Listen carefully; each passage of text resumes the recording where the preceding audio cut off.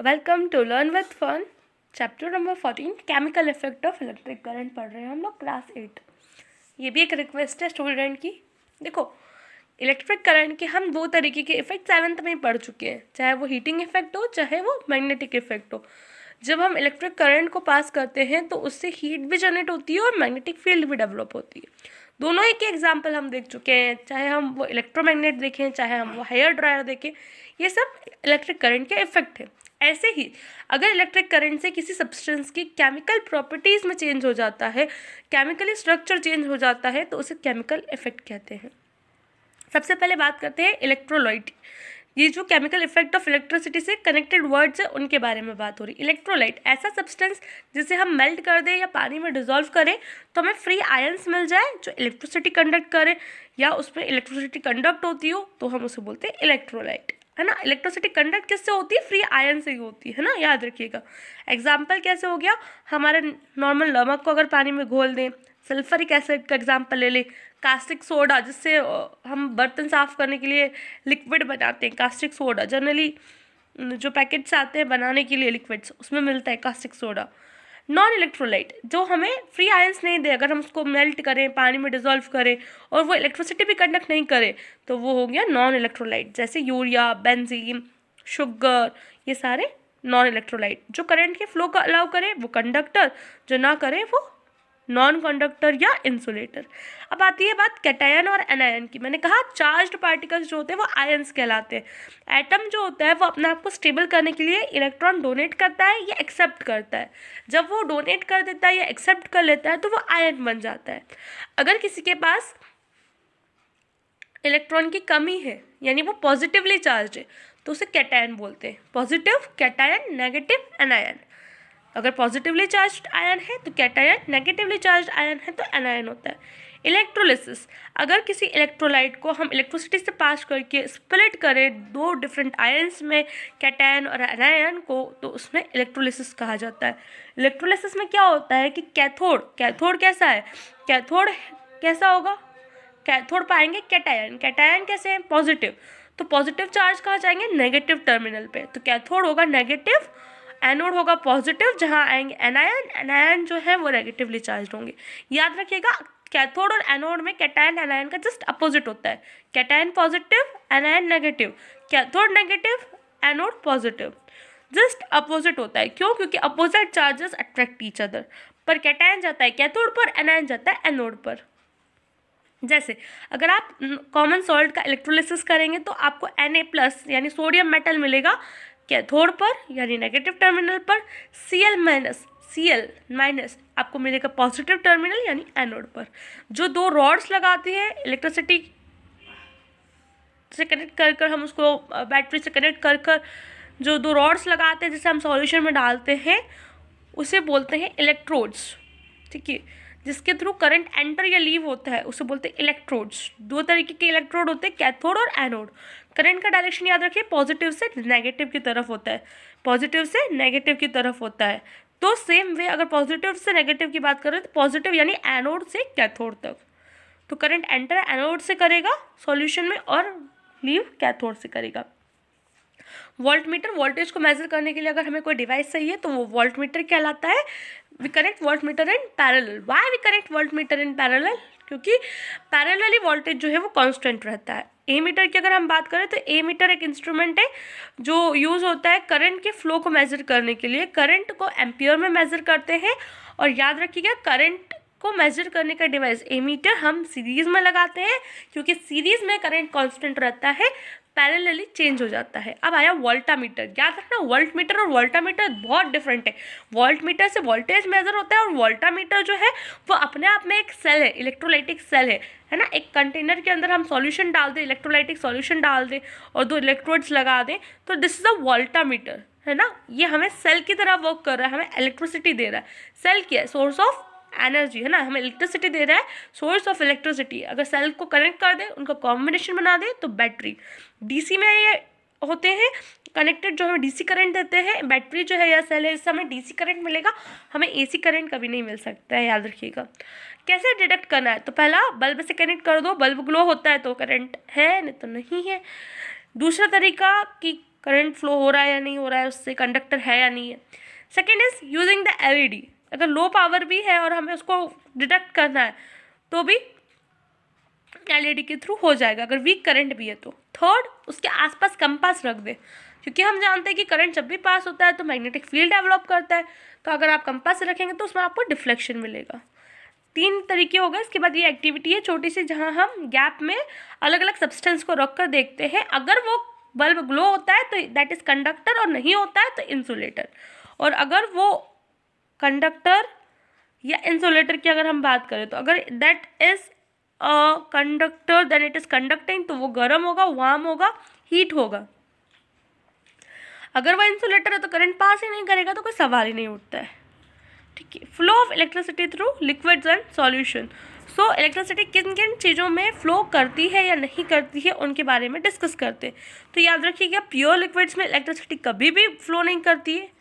ठीक है। इलेक्ट्रोलाइट्स में फ्लो करेगी, नॉन इलेक्ट्रोलाइट्स में फ्लो नहीं करेगी, मोल्टन इलेक्ट्रोलाइट्स में करेगी। तो हम देखते हैं कि क्या होता है एक्चुअली, व्हाट हैपन।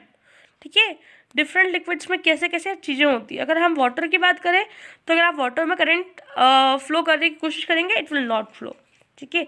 वैसे ही अगर आप एक इलेक्ट्रोलाइट में करेंगे तो that will glow, non electrolyte में फिर से आप ग्लो नहीं होगा। ठीक है। It will be a non conducting one. I hope यहाँ तक की चीज़ें आप लोगों को क्लियर हो गई होगी। इसके आगे बढ़ते हैं।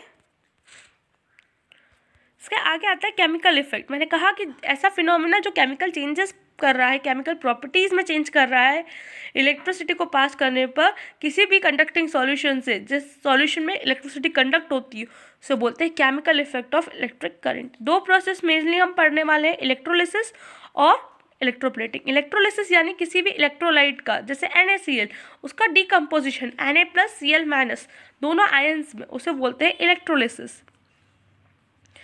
इसका एग्जाम्पल हम देख लेते हैं कि हम वाटर का इलेक्ट्रोलिसिस कर रहे हैं। तो देखिए, वाटर में होता है H+ आयन और O2-, ऑक्सीजन का 2- आयंस।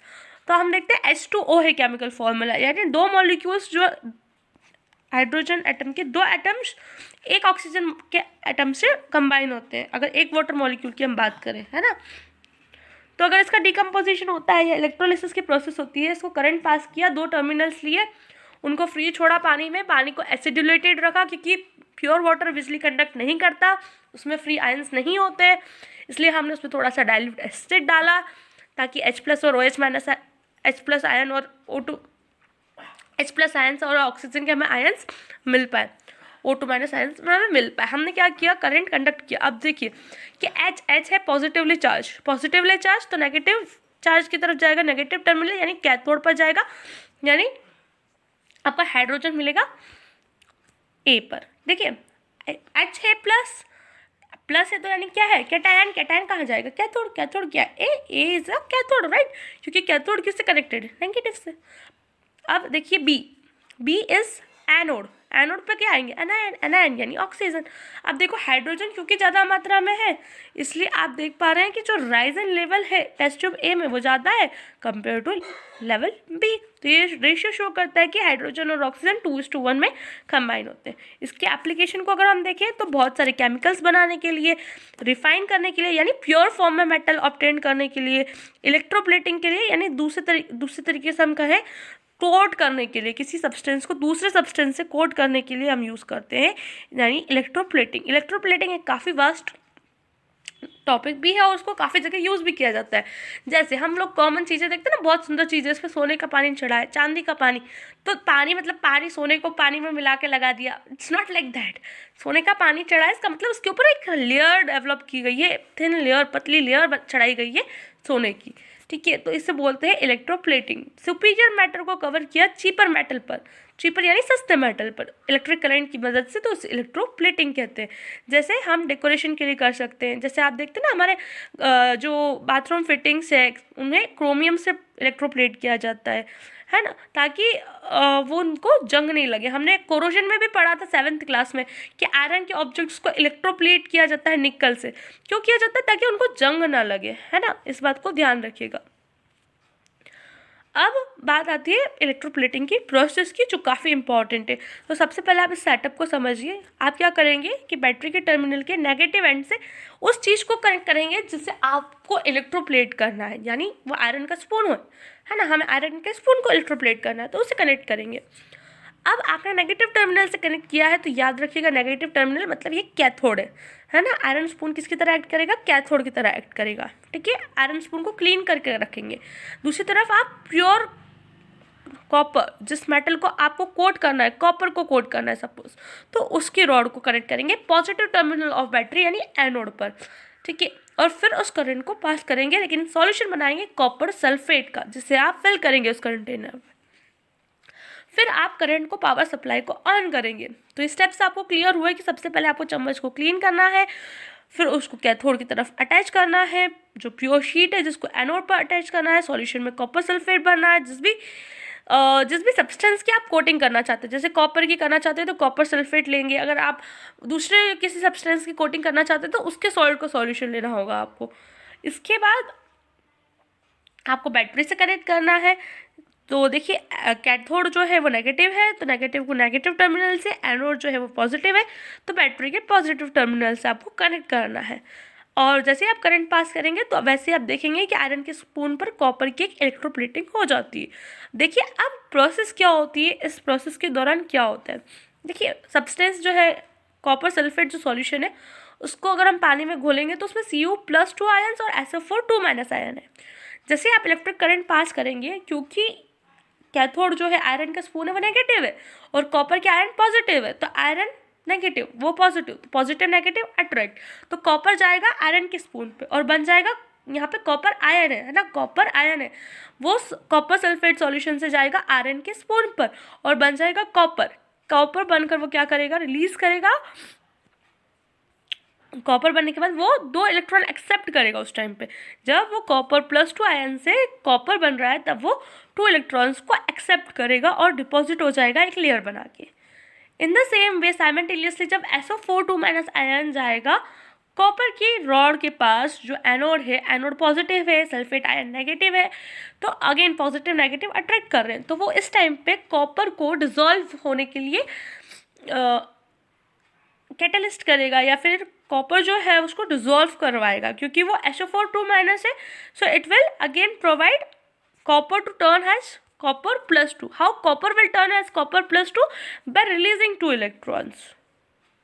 ठीक है, SO4 2- is already having 2 electrons, etc. Okay, you remember it. If it is +2, that means there is decrease of 2 ions, 2 electrons. If it is 2-, there are 2 more electrons. So what will happen here? Copper metal from the anode will again convert to Cu+2 ion, Cu+2 ion with releasing 2 electrons. Okay, then again the same process will continue. So this is how it electroplate. Okay, so when electricity is passed, copper ion will move towards cathode and reduce to copper metal and will form a layer. Okay, sulfate ion will move towards anode. Okay, they will not get oxidized. Okay, instead that copper metal at anode will get oxidized. Okay, so copper metal will convert to Cu+2 ion at anode. तो copper metal जो anode पर लगा हुआ है copper से Cu+2 हो जाएगा, sulphate ion anode की तरफ जाएंगे तब ये चीज़ें साइमल्टेनियसली हो जाएगी कि इस एनोड पर कॉपर जो मेटल है वो Cu+2 आयन में बन जाएंगे और लिक्विड में जो Cu+2 आयन है वो कॉपर के लेयर बनाएंगे आयरन के स्पून पर यानी कैथोड पर। This is how electroplating work. I hope this chapter is clear. Thank you so much for watching and yeah.